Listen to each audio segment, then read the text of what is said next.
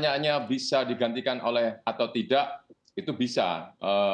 Tetapi dalam proses pengajaran kan kita tahu persis itu adalah komunikasi dua arah. Nah, sehingga kalaupun AI menggantikan mungkin secara teknis itu bisa dilakukan, tetapi apakah siswanya, peserta didiknya bersedia dan dapat menerima pembelajaran dengan baik, nah itu perlu pengujian yang lebih jauh. Dan menurut saya perkembangan AI hari ini belum sepenuhnya terpetakan apa manfaatnya, apa peluangnya, dan juga apa ancamannya, itu sangat terbuka lebar. Jadi kita lihat perkembangannya sambil terus-menerus mempelajari, tidak hanya berhenti pada kekhawatiran-kekhawatiran. World Economic Forum menyebutkan bahwa di tahun 2025 akan ada 85 juta jenis pekerjaan akan hilang, tetapi juga akan ada 100 juta jenis pekerjaan baru yang tergantikan berkat adanya AI. Nah, ini sesungguhnya yang kita alami adalah transformasi, bukan hanya sekedar replacement, perubahan. Jadi ada harapan, walaupun juga ada hal yang berubah dan tidak semua orang menyenangi dengan perubahan ini. Seperti itu untuk sementara, Mas Jason. Oke, baik. Kalau dari Anda, Mas Jason, bagaimana Anda melihat apakah memang sebagai profesi begitu ya, tenaga pengajar, baik guru dan juga lain-lainnya, ke depannya akan tergantikan oleh AI? Aduh, saya jawabannya agak bias karena saya memang pendiri di AI. Tapi menurut saya pribadi sih saat ini seperti Dr. Firman mengatakan, AI itu masih ibaratnya masih sangat baik ya. It's still at its infancy, it's still very young. There's still a lot of potential up ahead. The technology will become better and better. It'll become more efficient. It'll become cheaper and it'll become faster as well. Menggantikan guru apakah bisa atau enggak, menurut saya belum bisa, dan itu memang bukan target kita juga di masa AI sendiri. Menurut saya pribadi, memang guru itu untuk mengajar ya, dan untuk interaksinya memang guru itu lebih bagus. Tapi maksudnya adalah harganya itu sangat tidak terjangkau saat ini. Misalkan ya, semurah-murah pun les bimbel itu berapa? Misalnya 50-60 ribu per jam. Dan itu cuma dapat 1 jam. Kemudian dikali berapa kali tuh per bulan pertemuannya? 20 kali. Kemudian itu belum termasuk harga buku, ataupun harga soal materi, ataupun harga latihan tes, dan juga belum harga itu kelas-kelas video, paket-paket video belum termasuk juga. Jadi kalau dihitung-hitung itu harganya sangat mahal, dan itu hanya untuk satu pelajaran saja, bahasa Inggris doang. Bagaimana kalau muridnya butuh bantuan matematika atau IPA atau IPS? Nah itu saya bisa banyak sekali ya maksudnya masalahnya ya. Dan on top of that, setelah mereka bayar itu semua, mereka juga tidak ada seperti teman belajar ketika mereka belajar di rumah sendirian.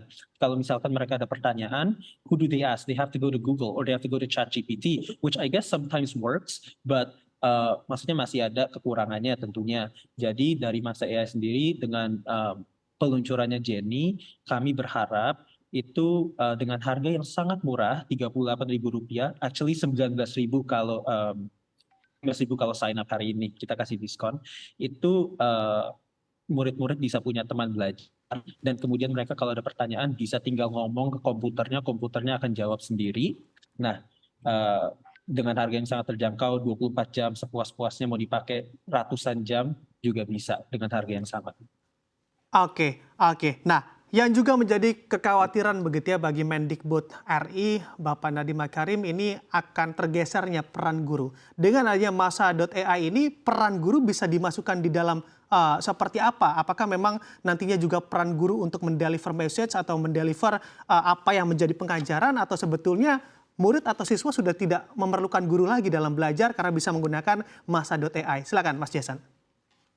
Oh, tentunya tidak bisa, karena memang masa AI itu bukan menggantikan guru, tapi salah satu hal yang saya lihat, especially kalau bimbel ya, tempat-tempat bimbel itu kadang itu jam-jam les yang murid sudah bayar mahal itu hanya digunakan untuk mengerjakan soal doang. Maksudnya gurunya ngasih soal, kemudian muridnya jawab, terus gurunya menganalisa jawabannya. Nah, ini kan maksudnya hal yang sebenarnya bisa di-automate. Kita bisa menggunakan teknologi supaya jam belajarnya murid itu bisa mengurangi berapa jam yang mereka harus les supaya lebih murah. Kemudian jam yang mereka bayar untuk les dengan guru manusia itu bisa digunakan seefektif mungkin. Jadi maksudnya kalau latihan soal, latihan tes, kalau pertanyaan-pertanyaan basic yang mereka nggak ngerti itu mereka bisa kerjakan di rumah. Belajar mereka bisa kerjakan di rumah dengan masa AI, dan kemudian pas les di tempat bimbel dengan guru, mereka tuh bisa efisien, efektif, dan belajar teorinya. Oke, oke, baik. Berarti tidak bisa menggantikan begitu ya, ini karena memang fokusnya pada les ataupun bimbel. Saya akan kembalikan ke Pak Firman. Pak Firman, ini mengamati yang mana juga telah kita bahas masa.ai begitu ya, yang juga berfokus sebetulnya pada les dan juga bimbel. Apakah memang dengan adanya masa.ai ini nantinya juga akan menggeser peran guru di sekolah, karena banyak murid yang justru memutuskan untuk belajar di rumah saja begitu, homeschooling mungkin dan lain-lain. Dan kiranya juga apakah nantinya ke depannya dengan makin masifnya artificial intelligence juga peran budaya ataupun budaya yang dideliver dari guru, yang biasa dideliver dari guru, ini juga akan hilang secara perlahan. Ya, kalau Mas Bram tadi menyatakan dengan semakin masifnya perkembangan artificial intelligence ini, justru bukan hanya sekedar menggantikan guru.